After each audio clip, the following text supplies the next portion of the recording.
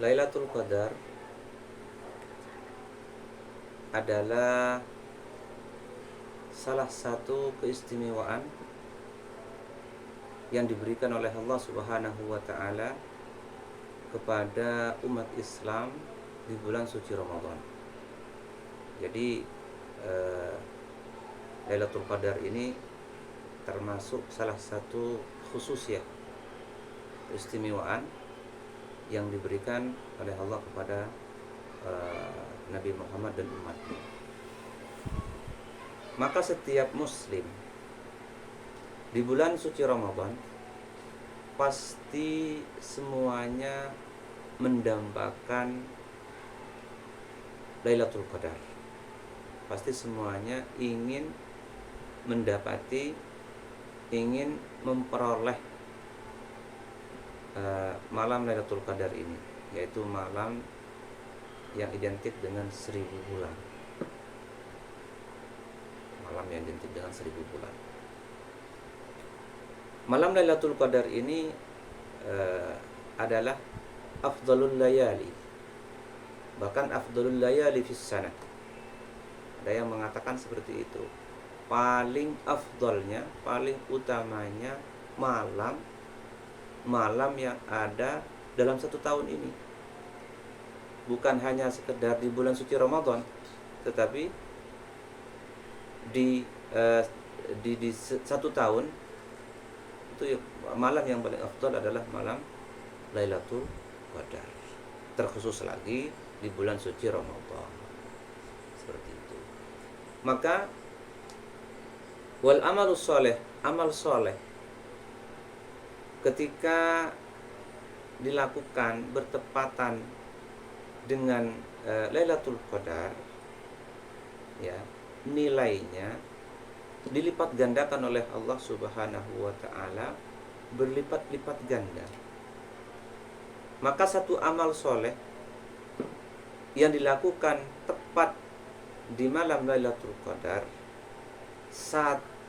sama dengan amal soleh yang dilakukan di 1000 bulan.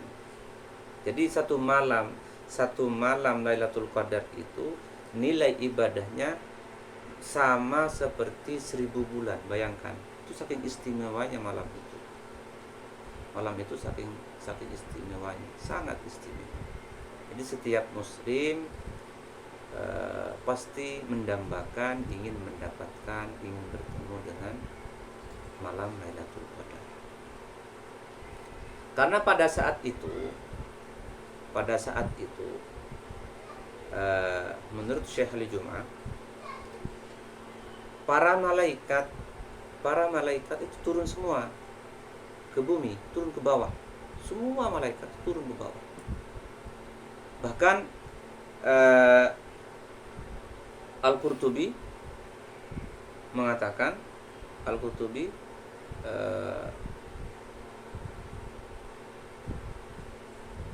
bahwasanya yang turun itu semua malaikat. Semua malaikat yang ada di langit, dari lapisan-lapisan langit. Dari 7 lapisan langit itu malaikat semuanya turun. Termasuk diantaranya malaikat Jibril. Malaikat Jibril juga turun. Kenapa mereka kok turun? Untuk apa tujuan mereka turun?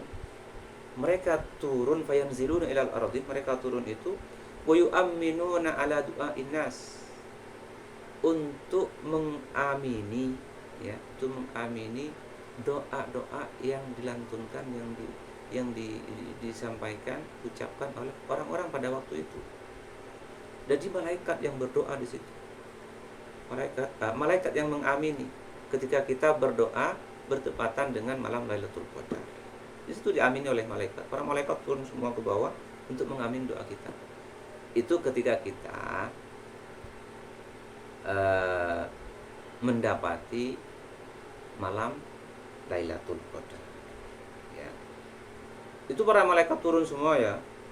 Di malam hari itu turun semua para malaikat hatta tulu'il fajri, sampai tulu'il fajri, sampai terbitnya matahari, terbitnya fajar shadiq, sampai masuk waktu subuh lah.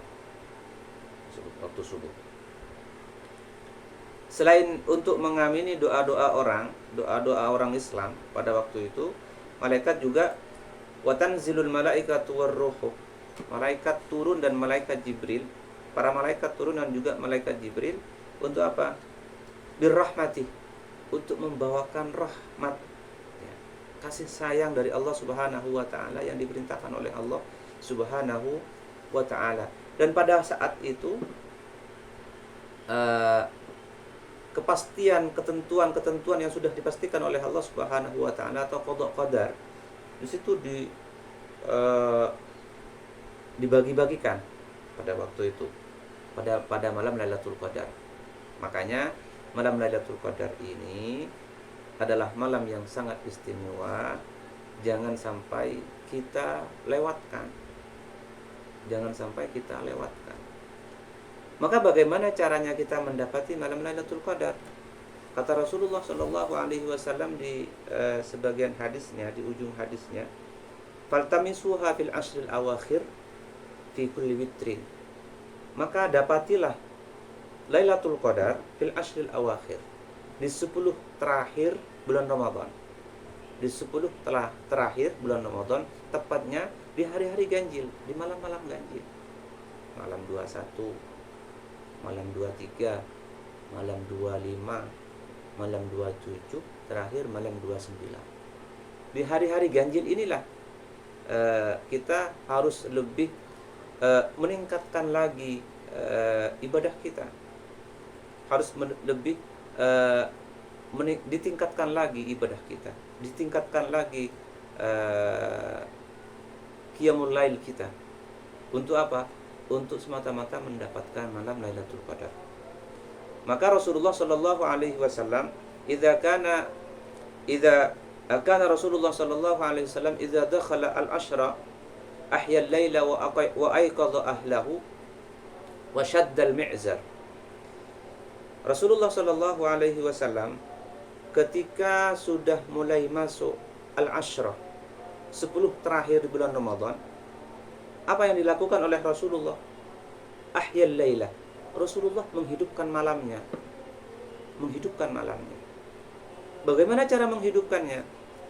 Di hadis lain juga Rasulullah menyampaikan, "Man qama lailatal qadri imanan wa ihtisaban, ghufira lahu ma taqaddama min dhanbi." Barang siapa yang menghidupkan malam Lailatul Qadar, menghidupkan qama di sini kan makna asalnya berdiri tegak.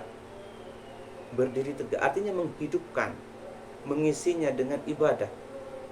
Kita tegak seperti itu. Atas dasar iman dan mengharap ridhonya, diampuni dosa-dosa yang telah dilakukan. Jadi menghidupkan malam Lailatul Qadar itu di antara caranya ialah dengan salah satunya dengan tentunya dengan sholat ya, sholat malam. Di antara sholat malam, sholat tarawih. Setelah sholat tarawih selesai, nanti kita hidupkan lagi di 1/3 malam terakhir, khususnya ya, dengan sholat tahajud. Kita isi dengan sholat tahajud. Setelah sholat kita isi juga dengan qiraatul Quran, membaca Al-Quran. Baca Al-Quran. Setelah membaca Al-Quran, semisal isi dengan zikir. Kita berzikir kepada Allah Subhanahu wa taala. Berzikir menggunakan zikir-zikir yang khusus ya, yang menggunakan semisal Asmaul Husna, Fatahu ya Alimu ya Fatahu ya Alim semisal, atau kita menggunakan zikir dan doa khusus yang memang datangnya dari Rasulullah Shallallahu Alaihi Wasallam. Ketika itu Sayyidah Aisyah bertanya ke Rasulullah Shallallahu Alaihi Wasallam, wahai Rasulullah, bagaimana ketika saya bertemu dengan malam Lailatul Qadar, apa yang ingin saya baca? Kata Sayyidah Aisyah. Sayyidah Aisyah bertanya kepada Rasulullah. Rasulullah menjawab, quli Allahumma innaka afuwun karim tuhibbul afwa fa'fu anni. Maka ketika kamu bertemu dengan malam Lailatul Qadar, mendapati malam Lailatul Qadar, maka banyaklah membaca Allahumma innaka afuwun karim tuhibbul afwa fa'fu anni. Seperti itu teks hadisnya. yang disampaikan oleh Rasulullah Shallallahu Alaihi Wasallam. Jadi di malam-malam ganjil 10 terakhir bulan Ramadan, kita harus lebih memperbanyak zikir, memperbanyak lagi membaca Al-Quran, memperbanyak doa. Ya, kita harus menggunakan kesempatan yang diberikan oleh Allah Subhanahu wa taala.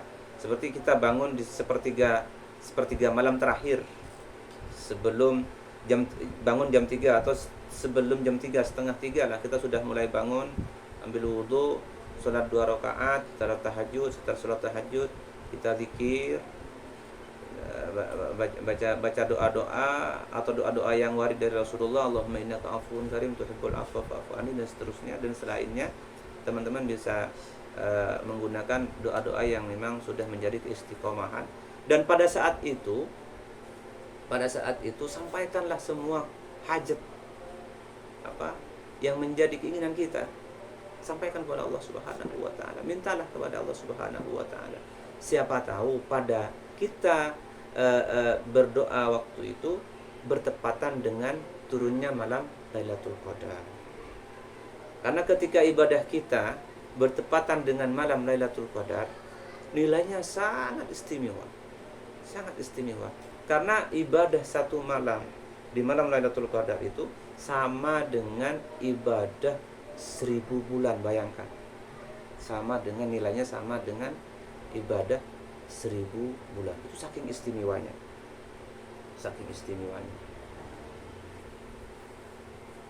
Sebenarnya terdapat hikmah khusus ya, kenapa Lailatul Qadar ini dirahasiakan oleh Allah Subhanahu wa taala. Apa hikmahnya di balik itu? Kenapa kok enggak diperjelas saja? Semisal malam Lailatul Qadar itu turunnya di 27, semisal tanggal 27 Ramadan. Kenapa tidak seperti itu? Kok dirahasiakan oleh Allah Subhanahu wa taala? Apa hikmahnya? Kata Syahli Jum'ah, hikmah di balik dirahasiakannya malam Lailatul Qadar adalah satu, at-tasyawwuq atau at-tasyawwuf ilal ibadah. Agar umat Islam merasakan rindu untuk ibadah. Jadi mulai dari tanggal 1 Ramadan itu sudah mempersiapkan diri. 10 pertama Ramadan itu sudah melatih atau mempersiapkan diri untuk menyambut kedatangan Lailatul Qadar, untuk mendapati malam Lailatul Qadar. Kemudian di 10 kedua Ramadan ini menjadi penentu.